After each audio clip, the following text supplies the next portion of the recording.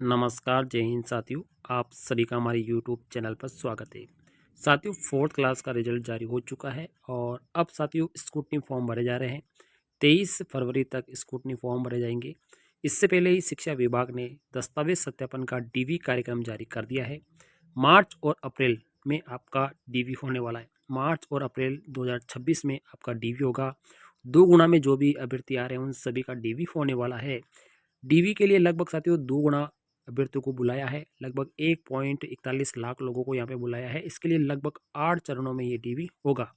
साथियों, अगर आप डीवी करवाएंगे तो आपको डॉक्यूमेंट की लिस्ट तैयार कर लेनी है। मैंने आपको पहले से ही बता रखा है, यूट्यूब पर चैनल पे आपको वीडियो मिल जाएगा। 8 चरणों में आपका डीवी होने वाला है। अपने डॉक्यूमेंट को तैयार करके रखिए। साथियों, यहाँ पर आपको शानदार मौका मिल रहा है डीवी कराने का। अगर आप 2 गुना में हैं तो सबसे पहले आपको अपना जो स्क्रूटनी फॉर्म है वो आपको भरना होगा।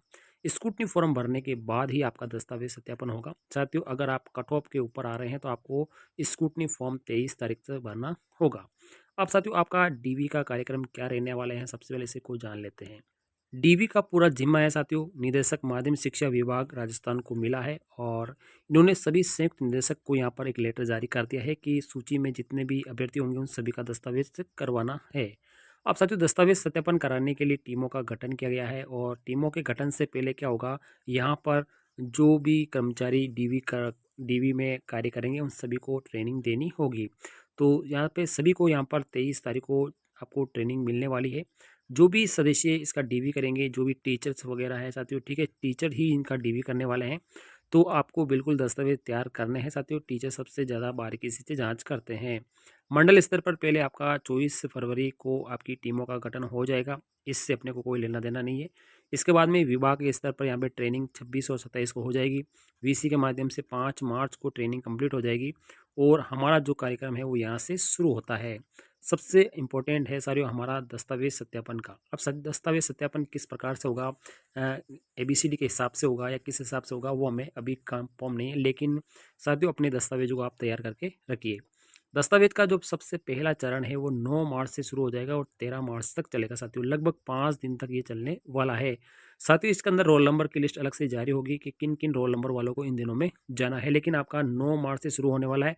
मतलब आपको 9 मार्च से पहले पहले अपने दस्तावेजों को बिल्कुल कंप्लीट कर लेना है, कभी भी आपका नंबर आ सकता है।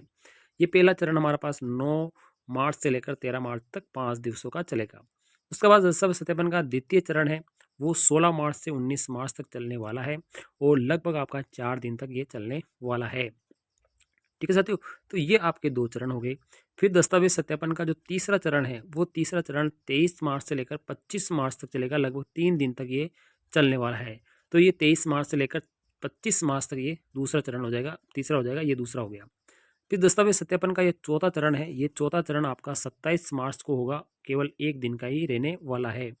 फिर दस्तावेज सत्यापन का 5वां चरण होगा साथियों, ये भी आपका 30 मार्च को होगा, जो 1 दिन का होगा। अब बीच में साथियों जो कम दिन आपके आ रहे हैं वो छुट्टियां होगी, ठीक है ना। छुट्टियों के अलावा यहाँ पर दस्तावेज सत्यापन का कार्यक्रम आपका हो चुका है। अगर हम जोड़ेंगे तो 5 और 4 9 हो गए, 9 और 3 12, 12 और 1 13, 13 एक 14, यानी 14 दिन में तो यहाँ पर आपके ये 5 चरण हो जाएंगे, ठीक है।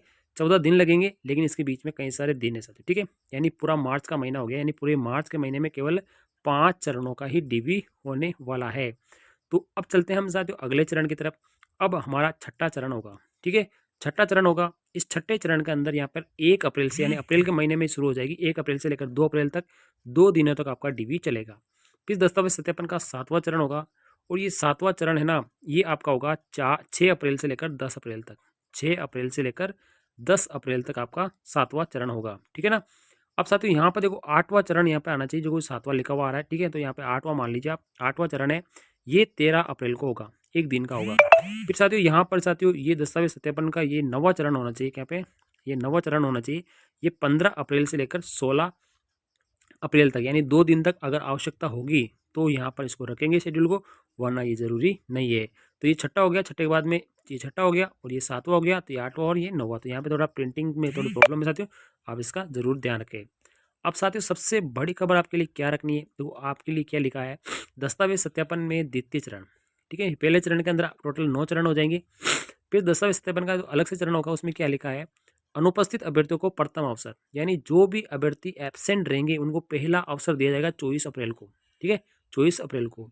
फिर जो भी एब्सेंट रहेंगे उसी को वापस दोबारा अवसर दिया जाएगा, दूसरा अवसर दिया जाएगा, ये जाएगा 1 मई को। ठीक है, यानी पूरा अप्रैल यहाँ तक हो गया।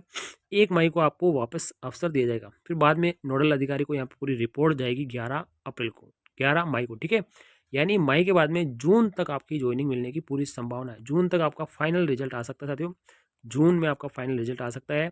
और अगली जुलाई में यानी अगले सत्र से पहले पहले आपको यहाँ पर ज्वाइनिंग मिलने वाली है। छुट्टियों में भी आपको ज्वाइनिंग मिल जाएगी। तो साथियों अगर आप घबराए नहीं, अगर आप एब्सेंट भी हो जाते हैं तो आपको यहाँ पर मौका मिलता है साथियों। ठीक है, तो अगर आप पहले से कोई एग्जाम पहली बार दिया है, पहली बार डीवी करवा रहे हैं, तो आपको घबराने की आवश्यकता नहीं है।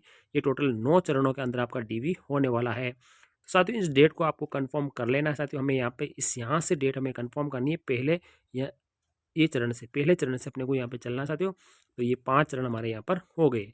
तो ये जानकारी कैसी लगी, वीडियो को लाइक, चैनल को सब्सक्राइब करें। थैंक यू, धन्यवाद।